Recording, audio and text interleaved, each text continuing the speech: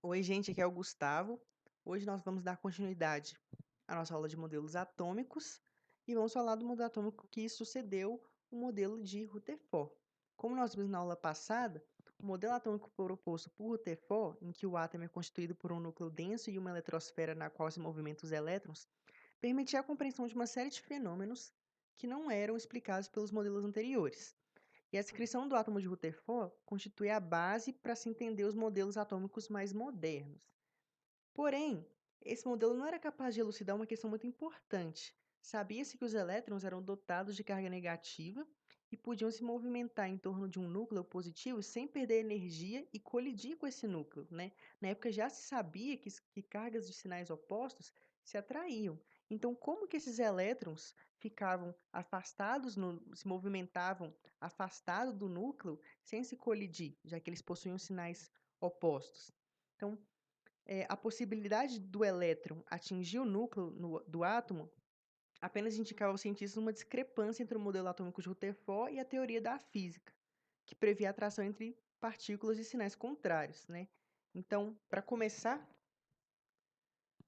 o estudo da luz forneceu alguns auxílios para o início de uma nova teoria na física e para o aperfeiçoamento de um modelo atômico. Então, vamos começar falando da radiação eletromagnética, né, que é o produto oscilante, que é o produto de campos magnéticos e elétricos oscilantes. Então, aqui a gente tem um campo elétrico oscilando e, perpendicularmente, nós temos um campo magnético. Então, a radiação eletromagnética é o produto desses dois campos oscilando no espaço. Agora vamos falar sobre algumas características da radiação eletromagnética. O primeiro deles, que é muito importante, é o comprimento de onda. O comprimento de onda é a distância entre duas cristas vizinhas de uma onda. Então, a distância entre essa crista e essa nos fornece o comprimento de onda, que é dado em metro, né? Também são muito utilizados os múltiplos ou submúltiplos do metro para se referir ao comprimento de onda, e ele é representado pela letra grega lambda. Também temos a frequência, que é dada pela letra grega ni, que é o número de ciclos que a onda completa por período de tempo. É o número de ciclos por período de tempo. E ela é dada em hertz, que é igual a segundo elevado a menos 1, que seria basicamente 1 sobre segundo, ao inverso do tempo, né? No vácuo, uma propriedade muito importante aqui. No vácuo, essas ondas elas se propagam na velocidade da luz, que é expressa pela letra c, em que essa constante c, a velocidade da luz, é igual à frequência vezes o comprimento de onda, sendo que o c, a velocidade da luz, no vácuo, é igual a 3 vezes 10 elevado a 8 metros por segundo. Então, é muito rápido, né? A cada segundo, a luz avança 3 vezes 10 a 8 metros. E a energia associada a cada radiação é expressa por essa fórmula aqui, na qual a energia é igual a H, que é a constante de Planck, vezes μ, que é a frequência, sendo que a constante de Planck é igual a 6,626 vezes 10 a menos 34 joules por segundo. Então, falando um pouquinho sobre o espectro eletromagnético, é o seguinte, o arco-íris, vamos pensar no arco-íris. O arco-íris ele resulta da decomposição da luz solar que incide em gotículas de água suspensas na atmosfera. Então, a luz branca, ao atravessar um prisma, ela se decompõe num espectro que apresenta as cores do arco-íris. E esse espectro luminoso visível é a imagem que é observada na decomposição da luz, formada por regiões com cores, com essas cores que se sucedem, né? E a decomposição da luz solar produz uma variedade de radiações além da radiação visível, né? E todas essas radiações são radiações eletromagnéticas. Então, além da luz visível, a gente também tem outras radiações, como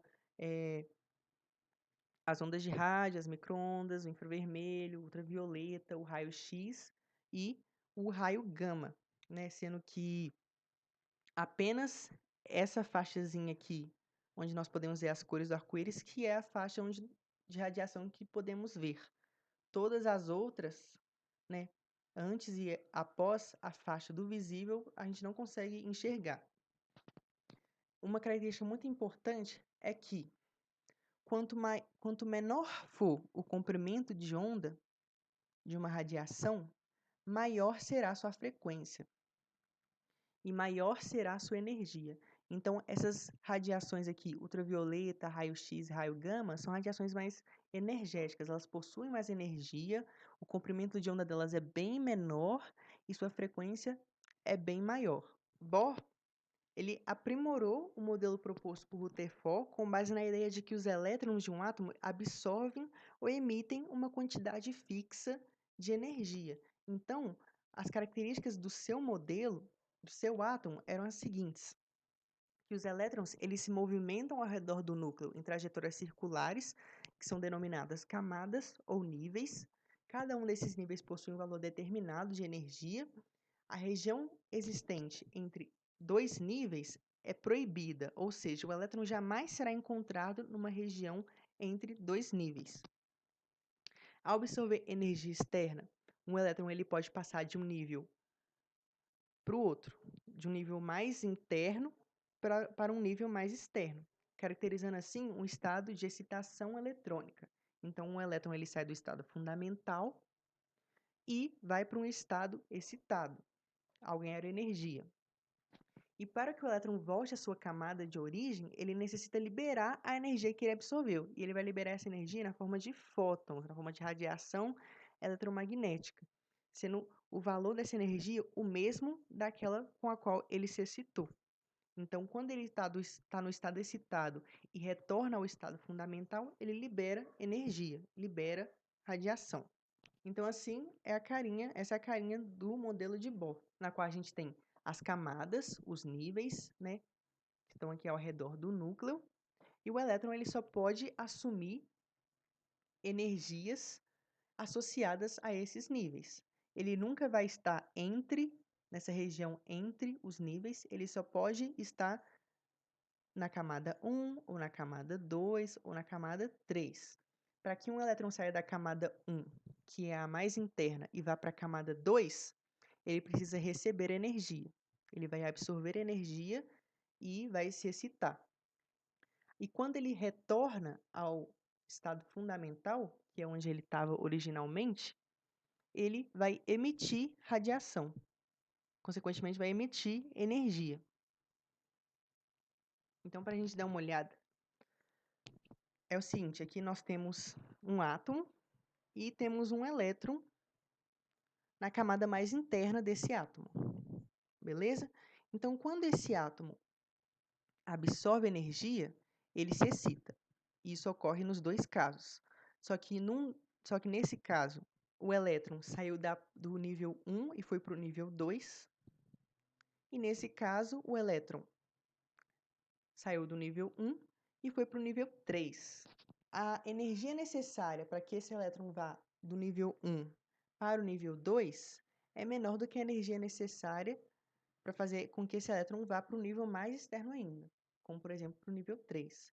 Então, o comprimento de onda da radiação que esse elétron aqui vai absorver para ir para o nível 2 é maior do que o comprimento de onda que esse elétron vai absorver para ir para o nível 3. Porque para ir para o nível 3 ele precisa de mais energia. Se ele precisa de mais energia, a radiação que precisa incidir sobre ele precisa ter um comprimento de onda menor, uma frequência maior, e, portanto, ela vai ter mais energia.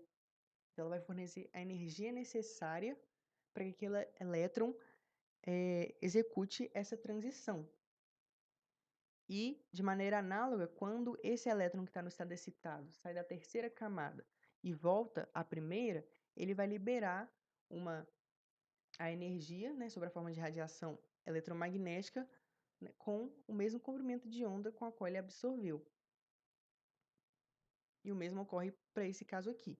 E um ponto muito interessante no modelo de Bohr são a questão dos testes de chama. Alguns elementos, quando são colocados numa chama, a chama adquire colorações diversas. Então, por exemplo, o sódio, a chama do sódio é amarelo, né? O que acontece? Essas cores que as chamas adquirem elas decorrem do fato de que, ao colocar um certo elemento na chama, eu estou fornecendo energia para os elétrons dos átomos desse elemento.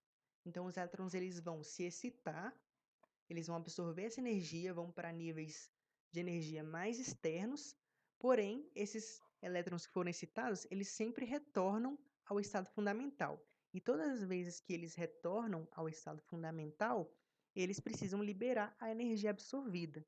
E como essa energia absorvida é liberada na forma de fótons, na forma de radiação eletromagnética, muitos elementos liberam essa energia na forma de luz visível. Então, para cada cor, nós temos um comprimento de onda associado que está diretamente ligado com a energia liberada pelo elétron excitado ao voltar a seu estado fundamental. Bom, então, o modelo de Bohr foi bem rapidinho. Quaisquer dúvidas que vocês tenham, vocês podem mandar e-mail. E é isso. Muito obrigado e até a próxima aula.